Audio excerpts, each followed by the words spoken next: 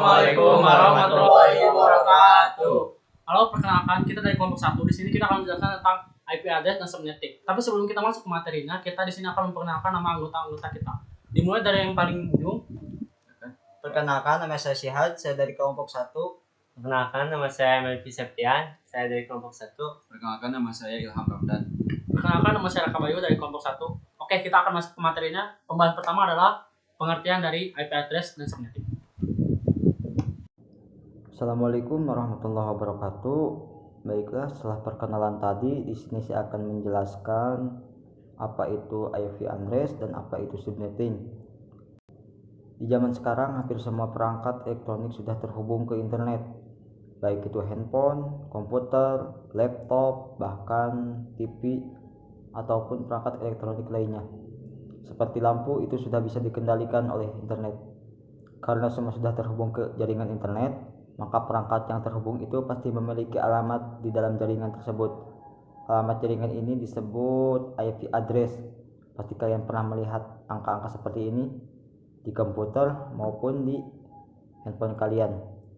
Nah, untuk kalian yang hidupnya bergantung pada internet seperti browsing, game online, nonton film, atau nonton video saya ini contohnya, pasti berhubungan dengan angka-angka tersebut. Ya, itu adalah contoh IP address. IP address adalah alamat atau identitas numerik yang diberikan kepada sebuah perangkat agar dapat berkomunikasi dengan perangkat yang lainnya. Dalam sebuah jaringan, IP itu singkatan dari Internet Protocol. Dari namanya saja kita sudah tahu bahwa IP itu berhubungan erat dengan yang namanya internet. IP saat ini ada dua jenis, yakni IP version 4 dan IP version 6. IP version 4 menggunakan pengalamatan 32 bit yang dibagi menjadi 4 oktet atau 4 blok, sehingga IP version 4 dapat digunakan sampai maksimum 4.994.967.296 perangkat. Sedangkan IP version 6 yang merupakan pembaruan dari IP version 4 menggunakan sistem pengalamatan 128 bit yang dibagi menjadi 8 paket atau 8 blok. Nah, itu untuk pengertian IP address. Nah, untuk pengertian subnetting itu adalah suatu teknik dalam jaringan komputer yang digunakan untuk membagi suatu jaringan besar menjadi segmen-segmen yang lebih kecil yang disebut sebagai subnet.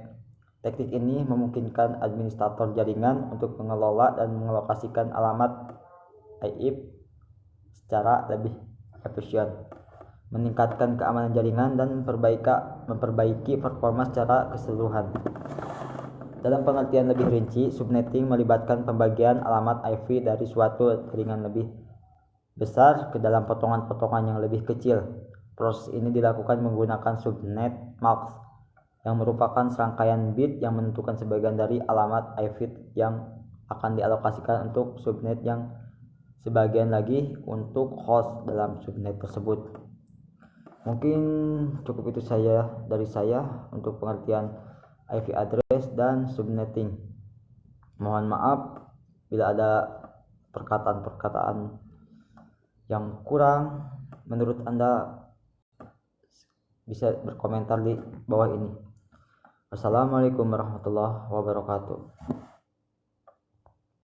Teman saya menjelaskan tentang pengertian IP address dan subnetting, dan selanjutnya di sini saya akan melanjutkan pembahasan yaitu tentang fungsi IP address dan subnetting. Yang pertama, fungsi IP address. Fungsi alamat IP adalah sebagai berikut. Pertama, identifikasi perangkat. Alamat IP digunakan untuk mengidentifikasi setiap perangkat yang terhubung ke jaringan dengan menggunakan alamat IP. Perangkat dapat saling berkomunikasi dan bertukar data di dalam jaringan. Kedua, lokasi perangkat. Alamat IP juga digunakan untuk menentukan lokasi fisik suatu perangkat dalam jaringan. Dengan mengetahui alamat IP, kita dapat mengetahui di mana perangkat tersebut berada di dalam jaringan. 3. Routing. Alamat IP digunakan dalam proses routing, yaitu mengarahkan paket data dari satu perangkat ke perangkat lainnya di dalam jaringan. Router menggunakan alamat IP untuk menentukan jalur terbaik yang harus diambil oleh paket data. Yang keempat, pengalaman. Alamat IP digunakan untuk memberikan alamat unik kepada setiap perangkat dalam jaringan. Dengan menggunakan alamat IP, perangkat dapat diidentifikasi secara unik di dalam jaringan. Yang kelima, pengelompokan dalam subnet. Alamat IP juga digunakan dalam proses subnetting, yaitu membagi jaringan IP menjadi beberapa subnet yang lebih kecil. Alamat pengelompokan perangkat-perangkat dalam subnet yang berada. Dengan demikian, alamat IP memiliki peran penting dalam mengidentifikasi, mengarah, dan mengelompokkan perangkat-perangkat dalam jaringan komputer. Pembahasan fungsi subnetting. Fungsi subnetting secara singkat adalah untuk membagi jaringan IP menjadi subnet yang lebih kecil. Hal ini membantu dalam mengoptimalkan penggunaan alamat IP dan meningkatkan efisiensi jaringan. Dengan subnetting, kita dapat mengatur lalu lintas jaringan dengan lebih baik dan mengalokasikan alamat IP secara lebih efisien. Untuk selanjutnya di sini saya akan melanjutkan pembahasan yaitu tentang format atau bentuk dari IP address itu sendiri, di mana bentuk atau formatnya seperti gambar berikut. IP address terdiri dari 32 bit yang dipisahkan oleh titik dan dibagi menjadi 4 blok. Setiap bloknya terdiri dari 8 bit. Oke, pada gambar di atas kita sudah tetapkan bahwa nilai pada bit ke-1 dalam satu oktet itu bernilai 128 dan seterusnya. Bila ada dua angka 1 atau 3 ataupun semua angka biner berisi 1, kita tinggal menjumlahkan setiap angka sesuai dengan nilai setiap bitnya. Dengan cara seperti ini kita dapat lebih mudah dalam mengubah IP address dari bentuk biner ke desimal agar lebih singkat.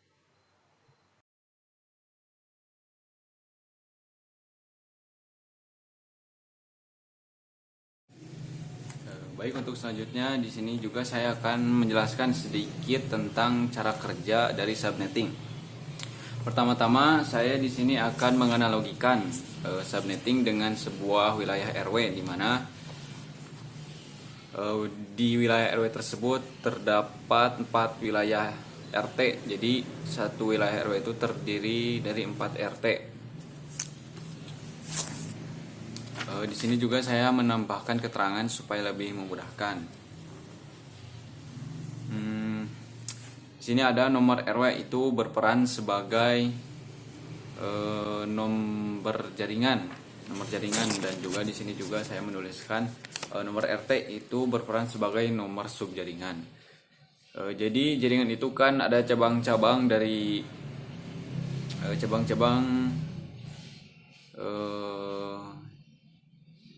cabang-cabang dan cabang itu subnya lah, atau subnya jaringan. Lalu saya juga menuliskan gang sebagai broadcast. Broadcast itu kayak pembatas atau penghubung. Jadi broadcast itu berfungsi sebagai penghubung atau pembatas antara RT1 dengan RT lainnya. Untuk selanjutnya di sini juga saya menuliskan nomor rumah itu sebagai nomor IP address itu sendiri. Lalu untuk selanjutnya juga di sini juga saya menuliskan gang itu sebagai gateway. Jadi gateway itu berfungsi sebagai penghubung atau menghubungkan dengan jalan utama atau ke dunia luar dari wilayah RT atau RW tersebut.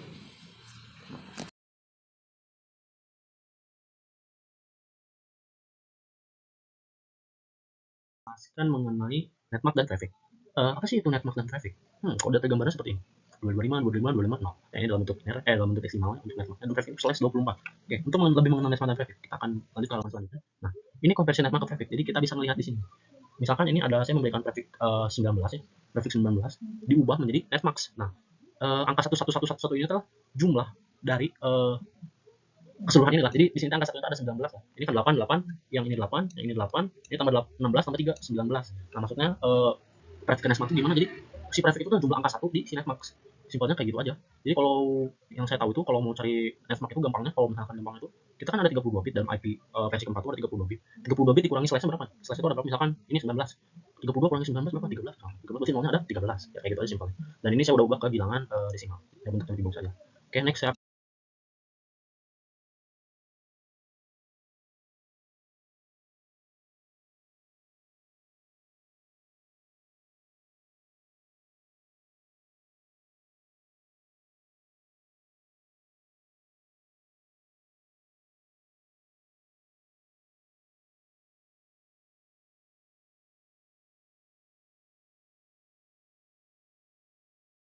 ada network address. Nah, ini operasi ini bakal digunakan untuk mencari si network address itu sendiri. IP address, saya akan memberikan suatu IP address. Nah, 192.168.30. Lalu gimana sih caranya untuk mengubah IP address, untuk mengetahui bukan mengubah dari IP address ini segini, network address itu berapa? Nah, untuk mengetahuinya kita bisa mengubah, pertama kita bisa mengubahnya dulu ke biner. Ini prefixnya, tentu saja itu betul pas ya. Prefix itu butuh sebagai pembanding, sebagai dan-nya atau n-nya. Nah, prefixnya itu bakal diubah ke netmax-nya. Nah, si prefix ini diubah dulu ke netmax, ubah dulu ke bilangan biner, nanti baru bisa dioperasikan ke operasi n. Nah, ini untuk nilai biner dari IP address-nya. Lalu di sini saya bikin netmax-nya, network address-nya itu kayak gini. Nah, saya nggak bakal ngejelasin secara rinci soal pengubahan konversinya karena sudah dijelaskan oleh teman saya. Nah, kayak gini. Di sini tuh sudah langsung konversi aja, langsung operasikan aja. Di sini 1 sama dengan 1 itu pasti 1. Ini 1 sama dengan 1 sama dengan 1. 0 sama 1, 0. Jadi ini sama ini nih. Ini sama ini yang DN ini, bukan ini sama yang kuning sama yang kuning. Nah, itu yang dioperasiin. Nah, si network ini teh address ini dari sini, oke. Nah, dari sini. Nah, nanti nih si ini bakal ngasihin network address yang kayak gini. Nah, kalau cara simpelnya itu, kalau misalkan ini cara simpel nih, cara cepat ya. Cara cepat. Misalkan kamu ada network address itu nilainya itu 255 deh. 255. Otomatis si network address itu nilainya bakal menjadi 192 sama kayak IP address itu sendiri. Ataupun 0. Misalkan ini 0, network address-nya itu 0, otomatis si network address itu akan bernilai 0, bukan ngikutin di atas, tapi bernilai ngikutin network address-nya. Kalau yang nilainya 255 ngikutin di atas kayak gitu.